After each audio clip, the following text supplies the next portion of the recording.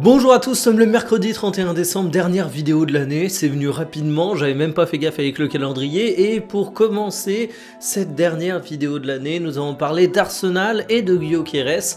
Arsenal qui a été impressionnant, Gyökeres qui ne l'a pas du tout été, mais heureusement pour les Gunners, ça a donné un beau succès. On peut pas en dire autant du côté de Chelsea, parce que oui, j'ai également maté le match des Blues, j'ai fait une petite infidélité à ma canne, je me suis dit que j'allais me faire une petite période de fête de Première Ligue, on a l'habitude de ça dans le football et franchement j'ai bien kiffé même si c'était deux matchs très différents. On retournera quand même du côté de la CAN pour parler d'un joueur qui ne retourne pas du côté de la CAN puisqu'il en parle, je parle d'Aubameyang.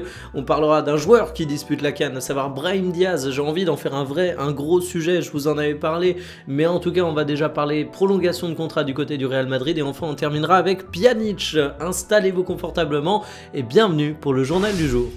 Coller 4 buts à ton concurrent direct dans le classement de la Première Ligue, c'est fort, mais alors le faire avec ton numéro 9 qui sera un match exécrable, je parle bien évidemment de Gyökeres, c'est encore plus à saluer. Arsenal a montré les muscles lors de ce match face à Aston Villa, un 4-1 qui n'est pas une mince affaire, parce que Aston Villa, ça n'a peut-être pas le prestige des écuries historique du côté de la Première Ligue, mais en attendant, ils étaient sur une très belle série de matchs avec des gros qui sont tombés face à eux. On peut parler de Manchester United, on peut parler de Chelsea, mais on peut aussi parler d'Arsenal au début du mois de décembre. Alors comment a été articulée cette victoire des Gunners? Voici les compositions qui étaient alignées et l'éléphant au milieu du couloir qu'on va tout de suite aborder, c'est Gyökeres, très peu trouvé, des occasions de tir qui ont été gâchées. Alors il ménage pas ses efforts, mais t'as vraiment l'impression que c'est un hors-sujet du côté d'Arsenal. Il va vraiment falloir qu'il se relance parce que ça devient de plus en plus gênant de voir ces matchs. Il est sorti en cours de rencontre, c'est Gabriel Jesus qui l'a remplacé et le Brésilien a fait une bien meilleure prestation, donc ça commence à devenir problématique, j'insiste là-dessus. Sur le reste de l'équipe des Gunners, j'ai bien apprécié Odegaard et Zubimendi qui ont été des véritables donneurs de rythme au cours de la rencontre. On a Trossard qui a totalement tout réussi au cours de son match, et puis Gabriel qui nous rappelle qu'il a beau être un défenseur central, il colle plus de buts que certains attaquants qu'on voit dans des championnats, par exemple la Ligue 1 des années 2000, et ça c'est quand même assez impressionnant.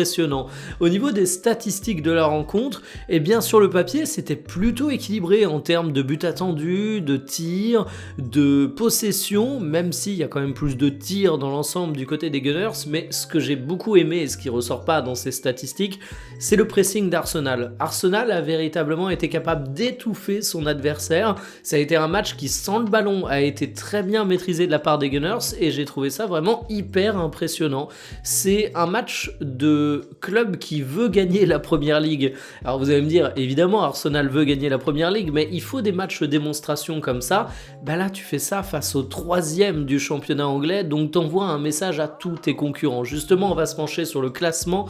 La victoire elle était crucial pour Arsenal parce que sinon tu restais à 42 points et City pouvait prendre la tête vu qu'ils ont une journée de retard, et Villa de son côté malgré la défaite il reste confortablement installé sur la dernière marche du podium parce que derrière ça traîne un peu. Liverpool a beau se relancer, il y a un retard significatif qui a été fait auparavant, donc un résultat qui va arranger les Gunners mais qui fait quand même qu'il y a encore et toujours du suspense.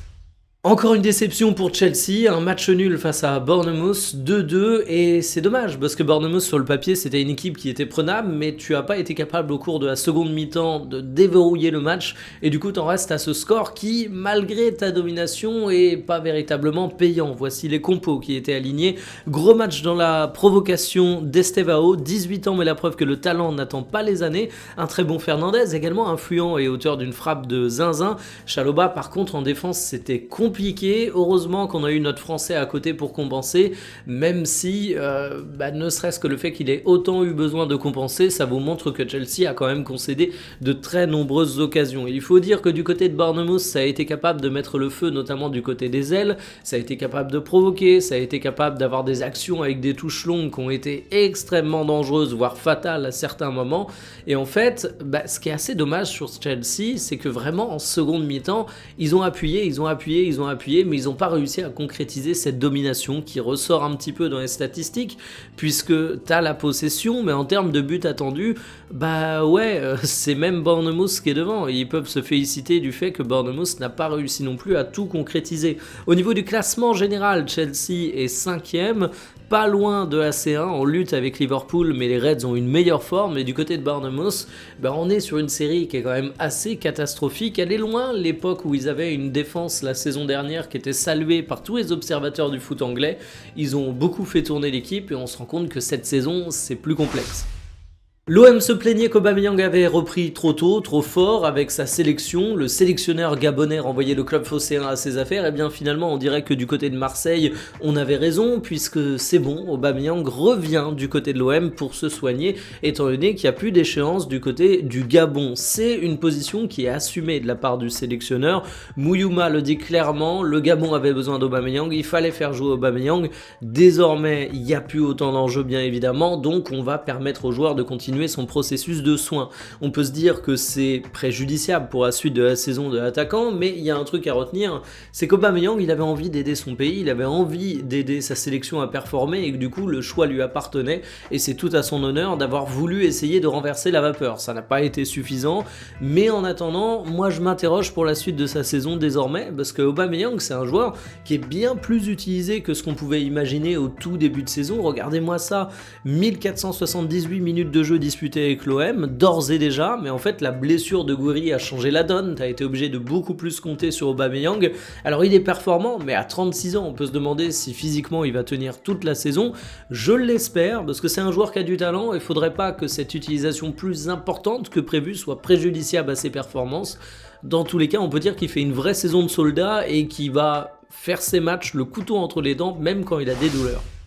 Accord trouvé entre Brahim Diaz et le Real Madrid pour une prolongation selon Mundo Deportivo et je dois vous avouer que je ne sais pas si c'est une bonne nouvelle. Alors je sais, ça peut paraître paradoxal de dire ça parce que prolonger dans le plus grand club du monde, c'est sur le papier un truc qui est hyper cool pour Brahim Diaz. C'est une preuve de confiance. Lui qui a un contrat jusqu'en 2027, on annonce une prolongation jusqu'en 2030, donc franchement, on peut se dire emballer c'est peser, tout le monde est gagnant dans l'histoire. Sauf que moi j'ai l'impression qu'il y a un petit gâchis dans cette histoire. Cette saison, Brahim Diaz, il joue très peu du côté du Real Madrid. C'est seulement 484 minutes de jeu. Pour un joueur de sa classe, c'est vraiment du gâchis, j'insiste sur ça. Alors on peut se dire que du côté du Real Madrid, il y a une concurrence qui est particulièrement forte et c'est une réalité, mais il y a également le fait que sous Xabi Alonso, Brahim Diaz, il est relégué dans la hiérarchie. Il y a également le fait qu'il y a l'émergence de profils qui prennent désormais plus de place, comme Arda Güler, parce que quand on regarde le temps de jeu de Brahim Diaz la saison passée, c'était plus important. 2290 minutes sur la saison complète, et on le voit, à 26 ans, c'est un joueur qui est très en forme, qui a besoin de jouer. À la CAN, il arrive à être au niveau des exigences qui sont pourtant très élevées, donc j'espère vraiment que la situation va évoluer de son côté. En tout cas, ne serait-ce que la saison dernière prouve que le Real Madrid n'est pas fatalement une impasse pour lui. Tu peux dire que d'ici 2030, il y a quand même 4 saisons et demie, va y avoir du changement, ce sera peut-être pas toujours Xabi Alonso sur le banc du Real Madrid, donc on va voir de quoi l'avenir de Brahim Diaz sera fait, mais moi c'est un joueur que j'adore, c'est un joueur que j'aime voir jouer, donc j'espère que cette prolongation n'est pas synonyme de placard. On se doute que le joueur avait également quelques ambitions de temps de jeu au moment de négocier son contrat, on attend en tout cas l'officialisation. Fin de carrière pour Pjanic, alors oui, vous pensez peut-être que sa carrière était déjà terminée, il faut dire qu'il n'avait pas de club depuis cet été et qu'auparavant il enchaînait les destinations qu'on aura tendance en France à qualifier d'exotiques, mais il n'avait pas de club depuis cet été et désormais il a officiellement communiqué sur le fait qu'il mettait fin à sa carrière de sportif professionnel. À 35 ans, on peut dire qu'il a derrière lui un grand palmarès, regardez-moi ça, 4 titres de champion d'Italie, une coupe de Russie, une coupe d'Italie, une finale de C1 et une carrière où il est passé par des clubs assez prestigieux. Il y a d'abord eu Metz, puis l'Olympique Lyonnais, puis la Roma, puis la Juve. En fait, il y a eu un ascenseur et on peut se dire que le sommet c'est le Barça, mais moi le Barça, je considère ça plutôt comme la fin de sa carrière, comme l'erreur qui a conduit à une chute précipitée, parce que vous vous souvenez peut-être des conditions de ce transfert, c'était le fameux échange bullshit entre Arthur Melo du Barça et Pjanic, et en fait c'était pas un échange direct, c'était un double transfert où les deux joueurs avaient été survalorisés dans le but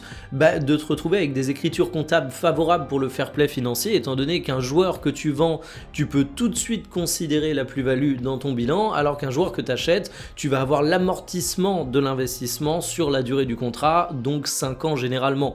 Ce que je veux dire par là, c'est que si Pjanic est arrivé du côté du Barça, c'était pas pour des raisons sportives, et quand tu vois qu'il y a joué seulement une petite trentaine de matchs, qu'il a été rapidement prêté, eh bien tu comprends un petit peu l'arnaque. S'ensuit ensuite des clubs un petit peu moins exposés en France, et c'est donc pour ça qu'on parlait un peu moins de Pjanic, mais énorme joueur, énorme carrière, faut bien évidemment le dire, un joueur qu'on a bien vu passer en France aussi, évidemment. Désormais, il prend sa retraite pour profiter de sa famille, il est devenu papa, donc on lui souhaite évidemment de kiffer des moments privilégiés avec sa famille, et de repenser à sa carrière en étant fier, parce que franchement, je pense qu'il a de quoi être fier.